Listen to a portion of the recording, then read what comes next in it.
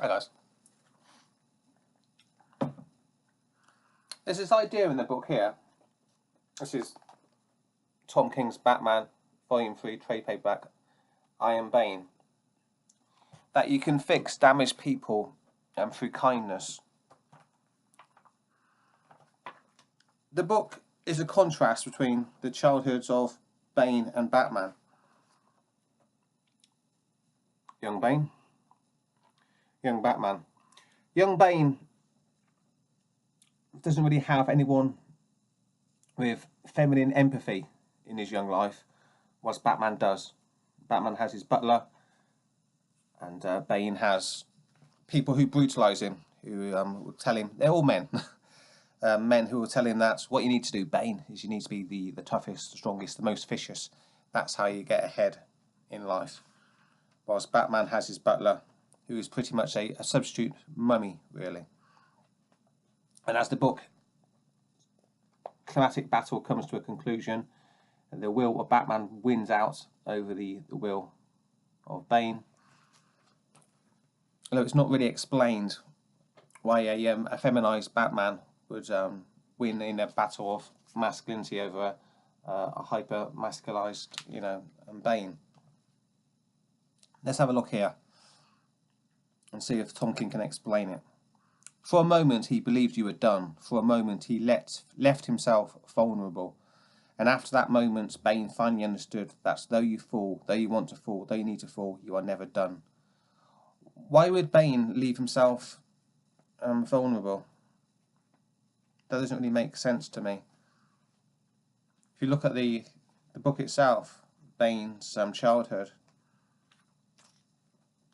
his entire thing really is to make sure that he's never vulnerable, that he's always the toughest kid. So that doesn't ring true at the end of the book. But the idea then of the entire story really is that you can take a traumatized dog, a traumatized human who's been brutalized, and with a bit of kindness, as represented by the butler here, you can turn that traumatized dog, you can train that traumatized dog and make him into like a family pet. So there's no recognition there of any intrinsic genetic elements, that sometimes bad people are just bad people. You could take a young Ted Bundy, for something like a quick example that comes to mind, and you can lavish him with kindness, but he's still going to be Ted Bundy. There's a genetic element there in human behaviour which is not acknowledged in this book. It's all nurture here. That's a very liberal thing. It's a very nanny state thing.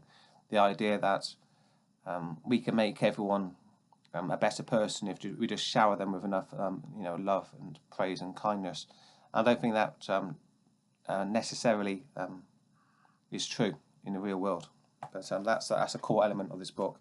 There's another part of the book I just want to mention, the romance part, which is playing out in Batman Now. It's still written by Tom King. And that's quite a beautiful panel, really. The art in this book is fantastic by Dave Finch. Bruce Wayne finally gets on his knees and asks Catwoman to marry him. You see that? Yeah, the art is top notch in this book. Batman's making himself vulnerable, right? And he's saying, marry me. He's asking a question. So it's that combination of masculine assertion and the need to, you have to make yourself vulnerable. It's the men who propose and the women who dispose. That's true in the comic book and true in the real world, right? But I'm looking through the book at the actions of Catwoman. I'm trying to think to myself, why does Batman admire her?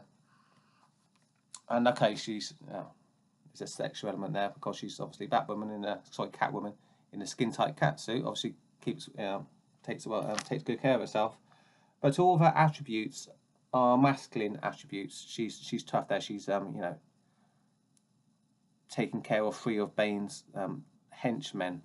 That's a masculine attribute, being physically tough and smart and whatnot, right?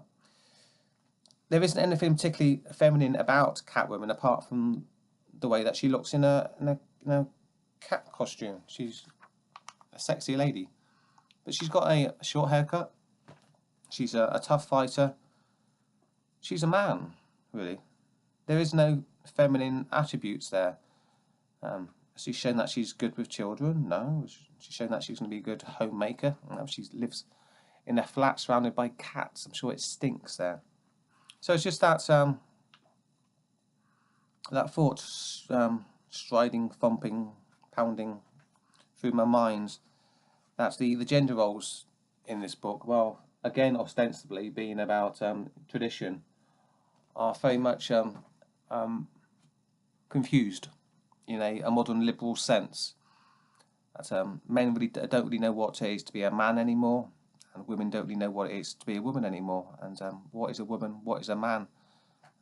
They're kind of the same thing in this comic book.